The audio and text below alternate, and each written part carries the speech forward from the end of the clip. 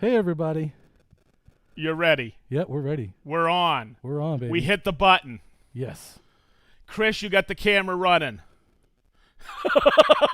I get the nod. All right. Guess what day it is, everybody? I just found out it's Friday. It's noon. And it's Festool Live. All right. Cool. So let's announce the room. We got a couple extra people in here. Oh, no, we got one extra person in here today. Over here's Big D. Hey, everybody. Right next to him, working the board with him today, is Garrett Sato. On the camera, we got Chris the Unit Cybert. Over here is Minnie. And, of course, we have Sparky, our shop dog today. Sparky, say something. Okay. And also online, we have Brent. He's answering all your questions online. We're good? Okay, good. I see people working behind the scenes here, and I want to make sure we're all set. Okay, so we listened to you all, and I want to make sure you understand this. I guess we had a little, somebody was asking about the audio. We switched back to our original audio, switched back a few things. So hopefully we're coming in loud and clear today, because this is episode 68. But, as promised, last week, I have to make a few great announcements today, because we're getting excited for this fall. All right, so do you know what today is, everybody? Does anybody know? Besides Derek. Minnie, do you know what today is? Okay, it's Happy Tradesperson's Day. For all those people out there in the trades, Happy Tradesperson today. We want to shout out to you and thank you for doing what you do out on those job sites. You're probably listening, and you're probably wrapping up on the job site right now. It's probably 6 o'clock over there in the UK from East Yorkshire. All right, so also, we wrapped up an episode number 5 on Festool Shop Talk. If you guys aren't seeing this, you should go check it out. We're on Apple and Spotify. We do it, we post one just about every other week. We just did episode number 5 with Ronnie Fulton from Fulton Fine Woodworks. Check out his websites. Also, I just found out I'm able to say something. You know how we always do this on Friday at noon? Right? Because that's where you're here right now, Friday at noon, right? But around the world, it's some other time. So pay attention to this, because we're going to switch it up a little. In 2 weeks, I'll announce it next week, but in 2 weeks on September 30th, that's a Thursday, okay, we're going to be in St. Louis, Missouri at Beaver Industrial Tool, and we are so stoked. We are going to do Festool Live. We're bringing almost the entire crew with us and a couple extra people. So why don't you guys come visit us, and we'll get you on Festool Live. How's that? Excellent. Did I cover everything? Huh? Big D? We're Everything's good. covered? Yes, Garrett, Minnie, Chris, nod. Good. All right, so here we go. I checked something out recently, because this is episode number 68. I'm going to go all the way back to last May. I would say it was in May. We did to episode number 6. Okay? That was Episode 5. It was 5? Yep. I thought it was 5. I wrote 6. Okay. Episode number 5 was the MFT3 basics. We did an overview. I showed you how to square it, but I kept it really basic. Now, what today is MFT3 Beyond the Basics. And usually we used to teach what I'm going to teach you today in our 201 level classes. Okay, so it's the top 2 or 3 questions we got from you folks about the MFT3. Like, how do you connect them? How do you set it up in an alternative length fashion? In other words, I want to cut, instead of cutting this way, I want to cut this way so I have the ability to cut wider pieces. All right, so I'm going to go through that with you today. You guys all ready? Let's do Minnie, it. you ready? Yep. Okay, so don't forget. I always forget this. I've been forgetting. Minnie, schooled me last week. Tell us where you're from, because we love to call out where you're from. Okay, so here we go.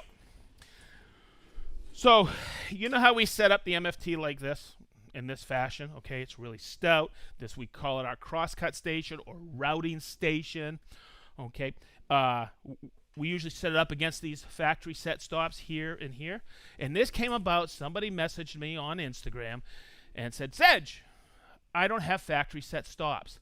How do I set this up, or what's the measurement? Now, depending on your measuring instrument, I can tell you they're not the same because these are the two pieces that go in there. All right, and they're offset a couple different ways.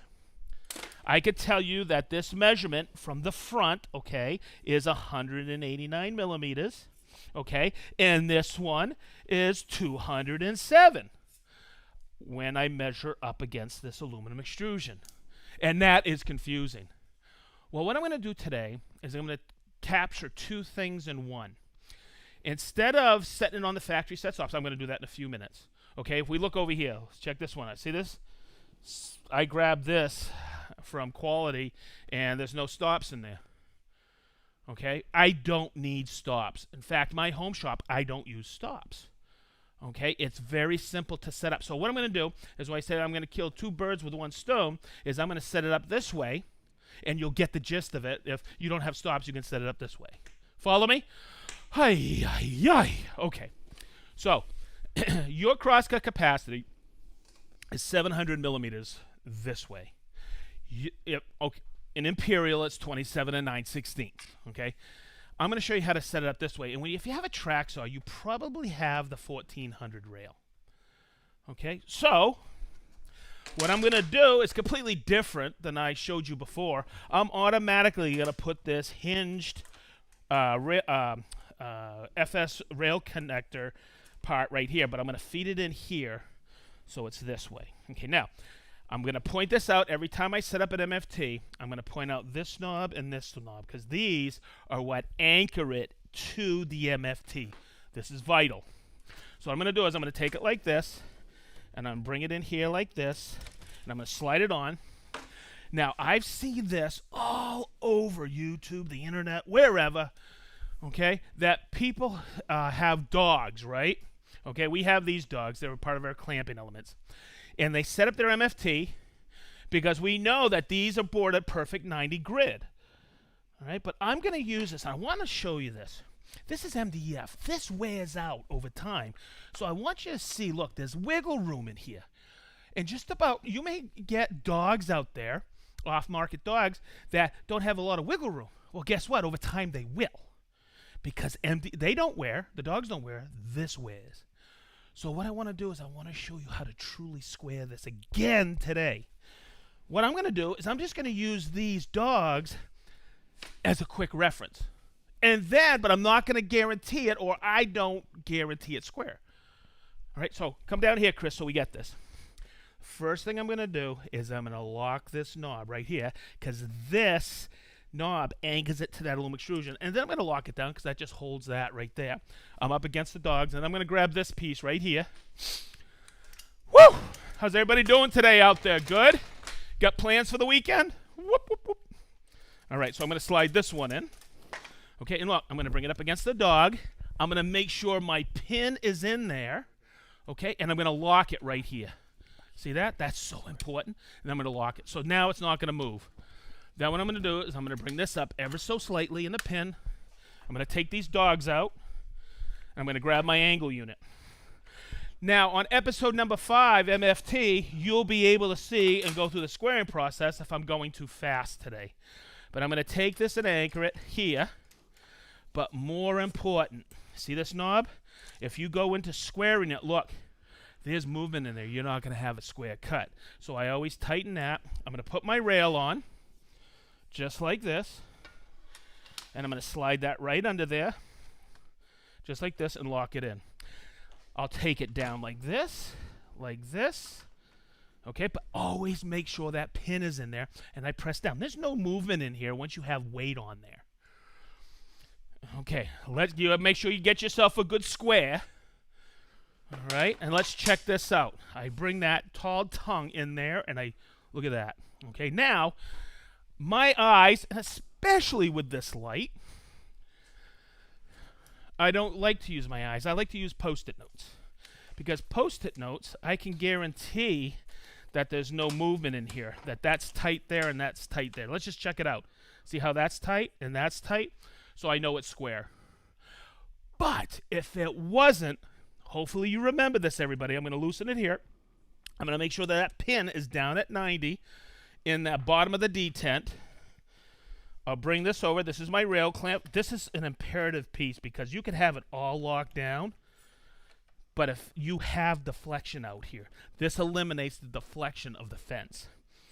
Okay, so I'm tight and tight. Now, I'm going to loosen it here, here. I'm going to grab that 5mm wrench right here, or hex key, and you see these two right here?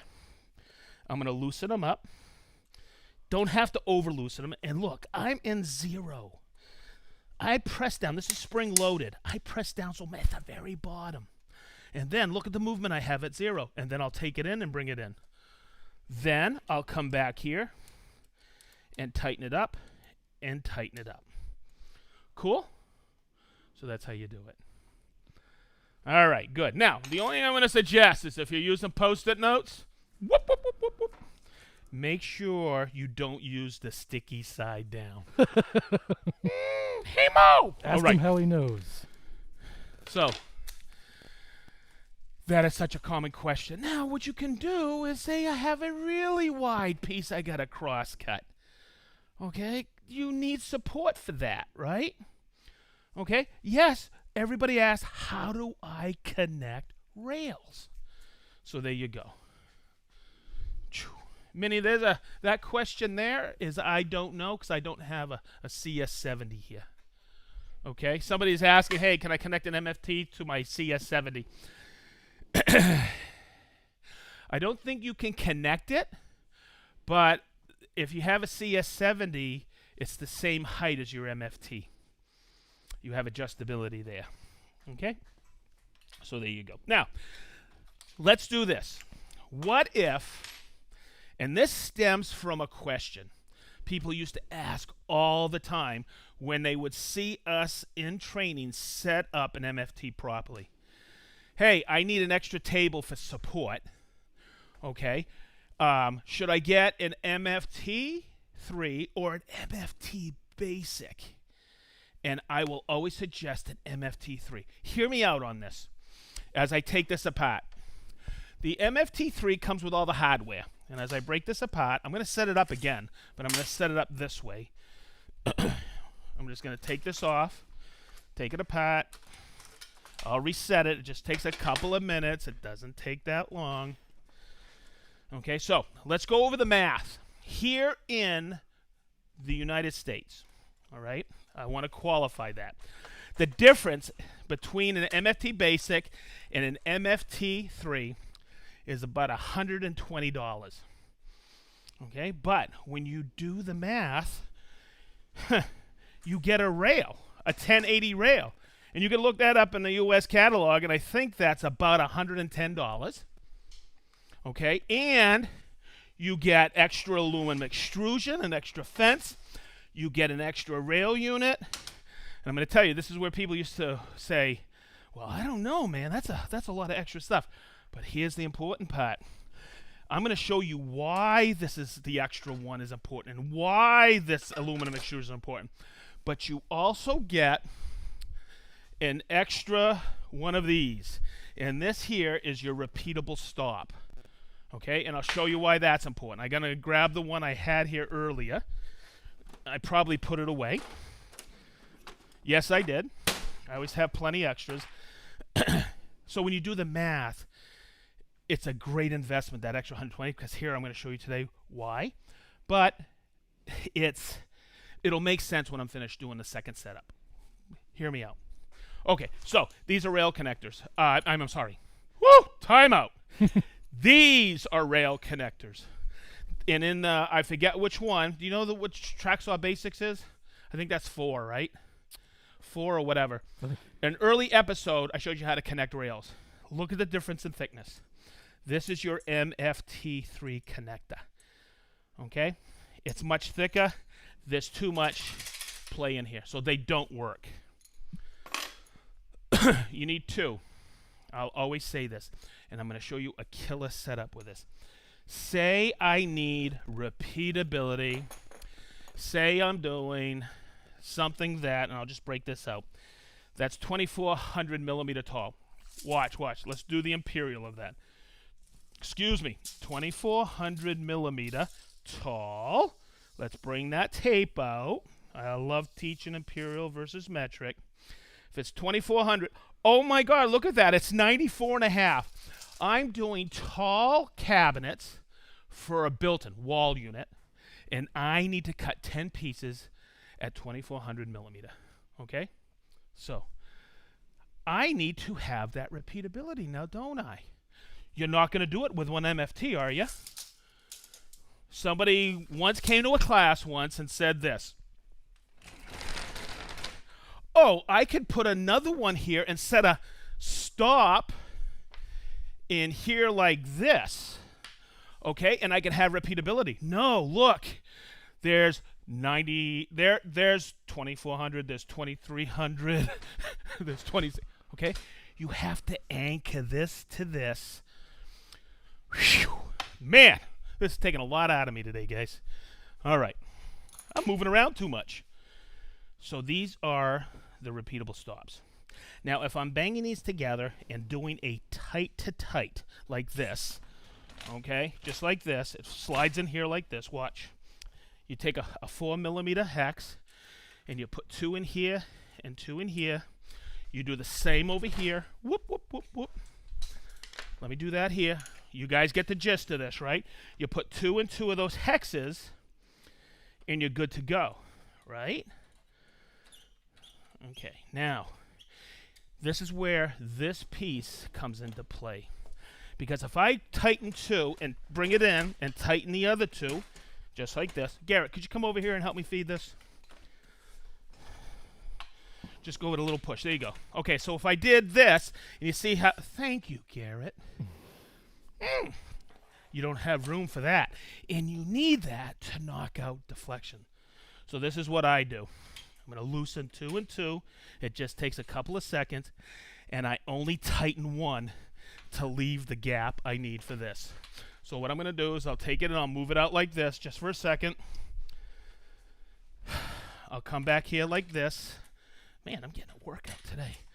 And that way there, I'll do my final tightening in a few minutes because I'm going to set up. Oopsie. I'm going to set this up just like this. Okay. Oh, you guys know how to do this, right? Let me do this first. Make sure you set up your MFT first. Let me get my gear. So I'm going to slide this in here like this. I'll bring this up against the stop. I'm going to use the factory set stops on this. I'm going to take this like this. I'm going to bring it up like this. Tighten that. Get this in here. I think that's all I need. Tighten that up. Stay close, Garrett. I'm going to take that like that. I'm going to take this one.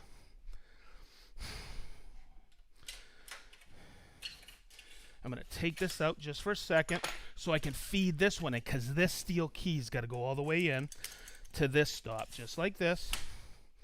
I should have put a timer on this because everybody says it takes a while to set this up. It really doesn't. I'm going to set my rail up just like this. I'm going to make sure that that pin is sitting in there before I tighten these screws up. I'm going to take the rail and put it to the back half. This is a nice review for everybody because I did this in episode 5. Derek's over there going, 5 Sedge, not 6. And then this one I'm just going to snug. Telltale sign, you got it just right. Watch. That should fit right down in there. Then I'm going to take my angle unit. I'm going to place that right on there like this. Bam! I'm going to take my aluminum extrusion. And I'll just wait for that. I got one set there. I'm going to slide back here and get it set. Set one in here. The beauty of life. Garrett, could I ask for your assistance? Thank you, Garrett. Okay, so I'm going to leave a little bit of slop in there. And now I'm going to set up my rail.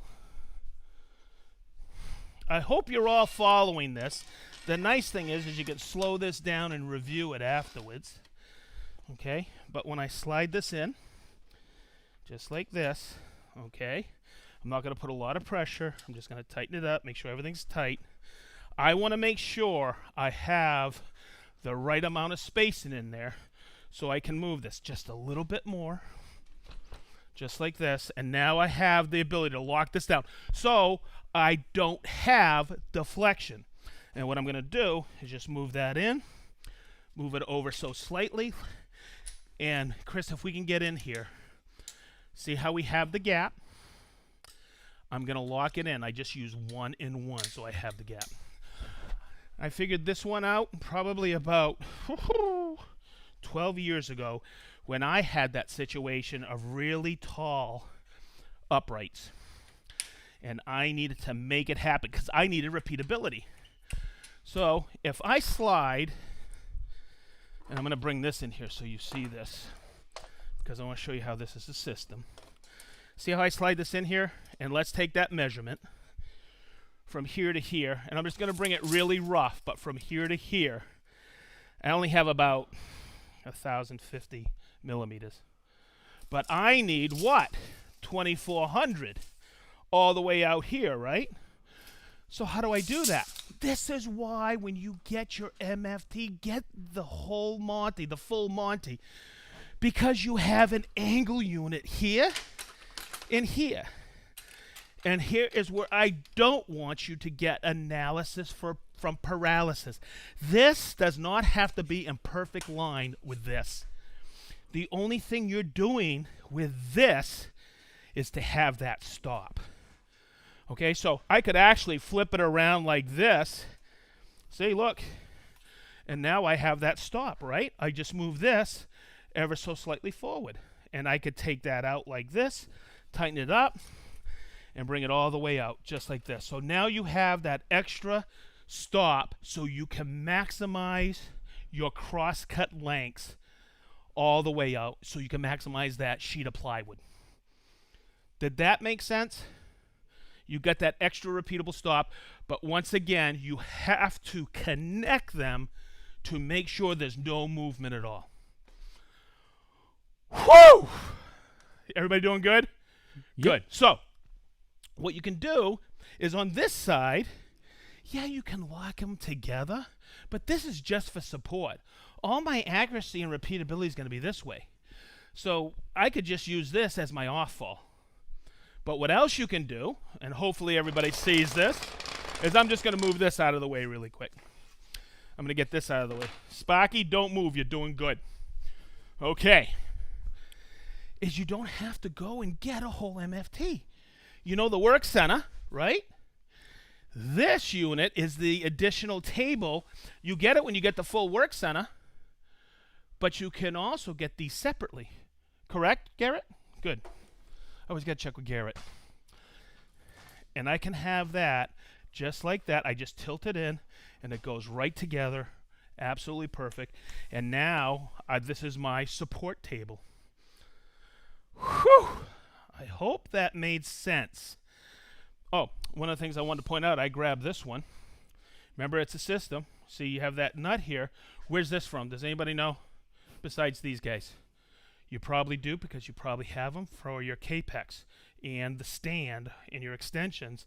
That fits on here as well. So now you have another repeatable stop if you need it, just like this. So you basically have a little cabinet shop going here. So get the full MFT3. You get an extra rail. You get an extra deflector. You get the extra angle unit. And you get a great piece of aluminum extrusion. You can actually, I use those for winding sticks sometimes. They're perfect. All right. Wow. That worked out pretty daggone good. Okay. I got a couple of minutes, don't I? Big D, I'm going on time? Yep. I'm going to cover one more thing. This is a question that I got a few years back, and people who came to training said, man, you hammer your tabletops. And I go, of course I do. They're supposed to be cut into. They're a sacrificial top, right? But look at this. When someone says, well, when do you replace them? And I'll show you. I always do this. See? Over time, you can take it and flip the table over. So like I'm looking at this one. Let me just give a quick check. That's still cut underneath. Maybe a couple of these look really good. They're held underneath by four 5mm hex cap screws. Okay? The reason I mention that is because there may be, I checked this one earlier, it's cut up underneath. So what happens over time, here, let me flip this over so you can see it. what happens over time, okay? You're going to cut into it, cut into it, cut into it. What you could do is take it and flip it over, and you can rotate it. But if you do that too much, you weaken the top. In other words, there's no cross bracing, so you get a slight sag. So what I like to do, and this I get a good straight edge, is I like to test the top. Okay? And if we come over here, Chris, so you can see this. In other words, I don't know if I should flip this over. I can't because I've already done that. But if I go like this, see that? It's tight here, right? It's tight here, but I'm starting to get slight sag in there. So if I'm making a cross cut, toward the end, that piece will drop. I'm not going to get a perfect cross cut. So what I'll suggest, and I'm going to see if I can do this. I don't know. Hopefully I'm strong enough. I think you got it, buddy. Watch out, Chris. I'm going to take it like this, and I'm going to flip it up. And I'm going to show you the 4 screws. They're right here, right here, right here, and right here. So what I'll do is I'll just take my, you got to use a Festool drill for this. And I just take it like this, just like this. Man, you didn't know you were getting all of this. I always use an extension because sometimes those knobs get in the way. I always forget which one. I just take it like this. Man, you guys are getting a whole education beyond the basics today. Man, all right. This is the part I like, when I can really delve into a tool category like this. And by the way, we got so much more coming. So what I'm going to do is I'm going to take this off like this, the frame. I'm going to take this. I'll bring it down to repair later. We always recycle stuff. And I'm going to get a new top. And they're a perforated top. And I'll just take it like this. I used to do these on the floor, but I decided, you know what, get it on top of a table, just like this. I'll take my frame, bring it over, and I always mention this whenever I have an MFT upside down. See the 4 feet here? One of them is not the same. And if I turn this, either way, it goes either up or down, and that helps you adjust to cattywampus floors. So I'll just take it like this. I'll get these started. And that is how you change an MFT top. Woo! Yes, ma'am. I've been trying to set up the front pressure to 45 degrees, but the fence is not stable. Any tips? Yeah. You guys want to see that one? Oh. They're trying to set this at 45, and they don't have the reach they need. So I can do it with this one because it's a simple offset. Let me show you. I'm going to take it like this. I'm going to loosen this, and they need to bring it to a 45. So what you need to do is you need to move your fence out so it doesn't hit your stop, and you bring it to 45. Okay? See that? Just like that. Yep.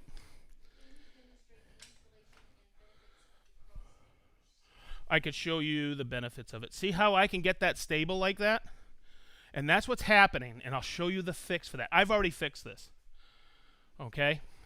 So I'm going to lock it down and lock it down. So the question was, I can't get a stable 45. You can, but you have to do this. This is kind of a really cool thing. I haven't showed anybody this in ages. I don't want to say they're all good questions, but they're all good questions. Garrett, do you know this one? You do? God, he knows everything. Okay, so see this right here? As I open it up, see how there's a knob? They see the screw there, or the knob? When you get this, okay, it's set in the front knob, so you can't grab it there. It won't reach there. So what I'm going to do is, as I take this apart, I'm very careful. See that right there? There's a spring. And you take it out of the front hole, you put it to the back hole, like this. You just be careful when you do it. You set it in here, and you tighten it up. Okay? And that's all it is. And now I always just, whenever I get an MFT, folks, I just take it, put it to the back hole. Good question. All right.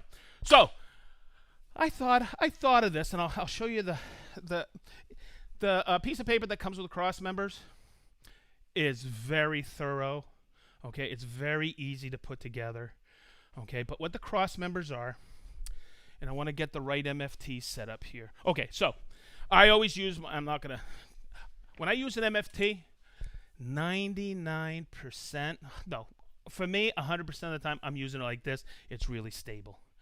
But a lot of people sometimes, like I set up the long way, okay? Look, there's a little bit of wobble to that. But it's a portable table. So when we have the MFT Contouro, where we put the Contouro to do angle goods and small goods, these are the cross members right here, okay? And I'll just show you how it shores it up. So it's a little bit, it's more stable. That's what the cross members are for. That's the answer to the first question.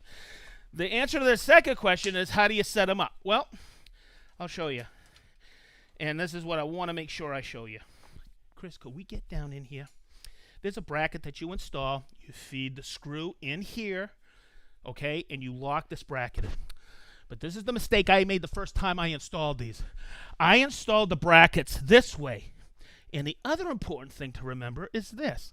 There's a little knuckle that I forget the size of that screw. You put it on there like that. They store right on board with this bracket. But here's the part I always coach people on. See this right here? This is spring loaded. You see that? And that is so important because people loosen these all the way and loosen that spring. What you do is, as you do this, the angle goes in. So when you take this now, you just press it, and it locks in, and you just tighten it. That's how you put in the cross members. And hopefully that helped. It comes with all the hardware. You just got to get a socket for here. It stores on board. They work. They shore it up a little bit better. Woo! That was awesome. I think it covered everything I wanted to cover. Okay. Minnie, any more questions? How do you use the protractor and 45-degree cuts? What's the right process to set it up? I just showed that. I thought so. Okay. That's okay. So there you go. The nice thing, man, I've got last couple of days, I've gotten a couple of questions on the MFT 1080 and MFT 800. And everybody would always say in the early days, "Oh, that's the size of the square meter of the tabletop." No, those are the rails that came with it. The 800 came with an 800 millimeter rail, which is what, 30-something inches or something like that. And the 1080 is the 1080 rail. It still comes. The MFT3 comes with a 1080 rail. The nice thing is, and the reason I'm saying this, is because this scale only went one way. Now it goes both ways, and it makes it that much more versatile. Okay, so there you go. I think that's it. All right, Minnie, you got more on the other side? I do. Holy macanoli! Woo! Do I got to call you guys out? The first person on there today was Yolarvi, Finland. Thank you for always being there with us. I also have Judah and Sailor from Plainfield, Indiana. Ocala, Florida. We have Ian from East Yorkshire. Woo! I know who that is. Hey, Rob from Cinnaminson, New Jersey.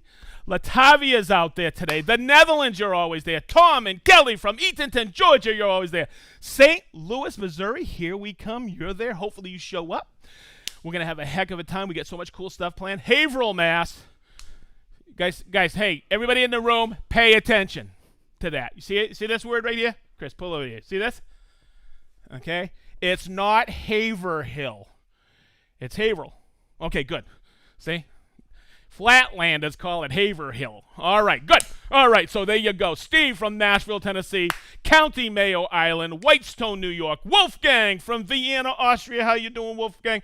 SoCal, that's Southern California.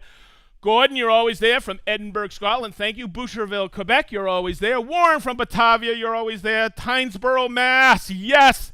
Durham, North Carolina. Kent from the UK. Minneapolis, Minnesota. Stockton, California. Kyalami, South Africa, you're always there. Long Beach, California. Mechanicsville, Virginia. Steve from London, England.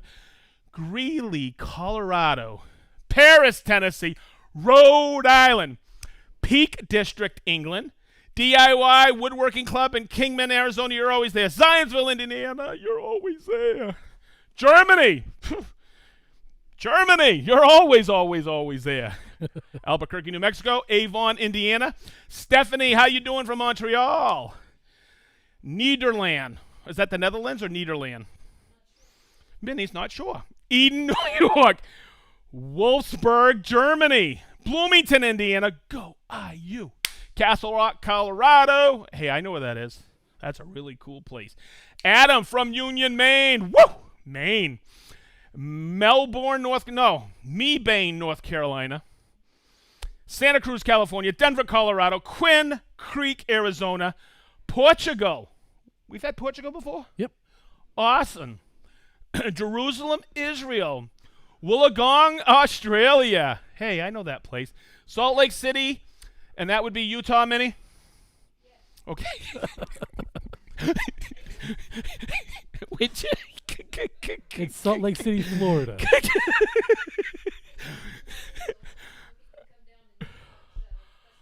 Oh my God, I wish. We have so many people that want to come and hang out with us on Fridays here. We're still not allowing people to come into our building. I apologize. Winchester, Virginia. Bear. Guys, where's Bear? In Delaware. Hey, Delaware. Woo. Kerwick, Bermuda. Hungary. Yes, I am. Maggie from Mount Doro, Florida. Paris, France. Mark from the Woodcraft. How you doing, Mark? From the Woodcraft in Springfield, Virginia. Wallingford, Connecticut. Winnipeg, Canada. You guys ever been to Winnipeg? Nope. The best time to go to Winnipeg, Canada is in February. Woo! Minnie, turn that board around. Turn that big board around. Oh, my goodness. Hey! Somebody loves me. You say, what does that say up top there, Garrett? Go Red Sox. Say it right. Red Sox Nation, we love you. I love you. Tallinn, Estonia. Hey, Minnie, say that next one. See, she knows how to say it. Baby. Don't you forget it. You know what MDI is, man? Mount Desert Island. Gregory from Buzzards Bay, Mass. Springfield, Ohio. San Jose, California. Rio Rancho, New Mexico. It's Christopher from Malta. Hey, guys, Malta. Okay. Austin, Texas. Oh, boy. Austin, you better be prepared, huh, guys? Oh, yeah. All right. Yazoo, Paramaribo, Suriname. I love that.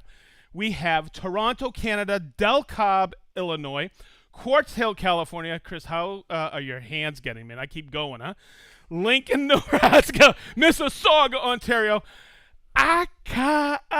Finland. Katy, Texas. I know who that is. And Sarah from Brazil. We've had Brazil before. Oh, yeah. Woo! Brazil. Cool. Oh, Minnie, is that it? Wow, that was fun. Ha! I know everybody in this room agrees. Brent, I know you agree.